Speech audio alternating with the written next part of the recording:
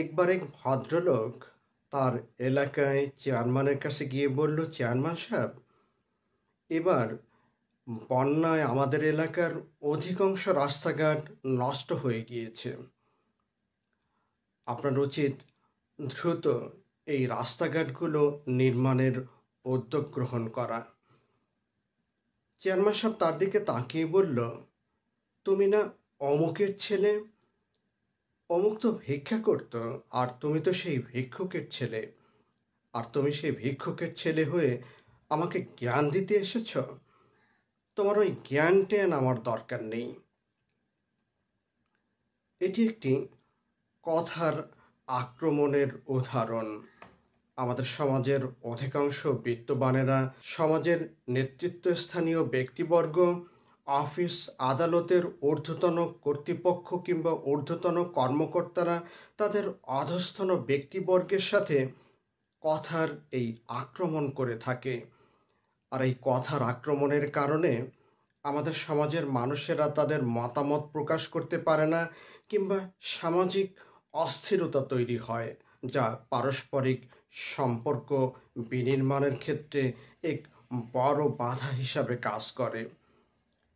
কথার এই আক্রমণ যে শুধু নির্দিষ্ট কোনো গণ্ডির মধ্যে সীমাবদ্ধ এমনটি নয়, এটি সমাজের রন্ধ্রে রন্ধ্রে প্রবাহিত। আমরা অনেকেই কথার এই আক্রমণের মাধ্যমে আনন্দ অনুভব করি। প্রকৃতপক্ষে এটি যিনি করেন তার জন্য আনন্দ হতে পারে, কিন্তু যার সাথে করা হয় তার জন্য অনেক ব্যথার। আমরা নিশ্চয়ই পদার্থের বিক্রিয়া সম্পর্কে জানি। পদার্থের বিক্রিয়ার বৈজ্ঞানিক ব্যাখ্যাটি হচ্ছে এক বা একাধিক পদার্থ ভেঙে ভিন্ন পদার্থে রূপান্তরিত হয়। কথার আক্রমণও ঠিক তেমন।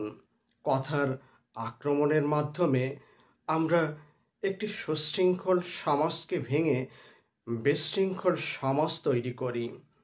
আমরা যদি কথার আক্রমণ অব্যাহত রাখি, একটি সমাজ খুব দ্রুতই বিশৃঙ্খল হয়ে যাবে। এই সমাজের মধ্যে বিশৃঙ্খলা দেখা দিবে।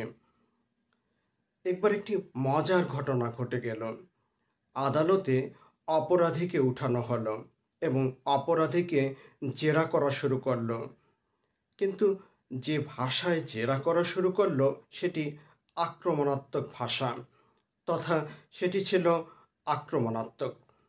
এক পর্যায়ে ওই আসামি বলা শুরু করল,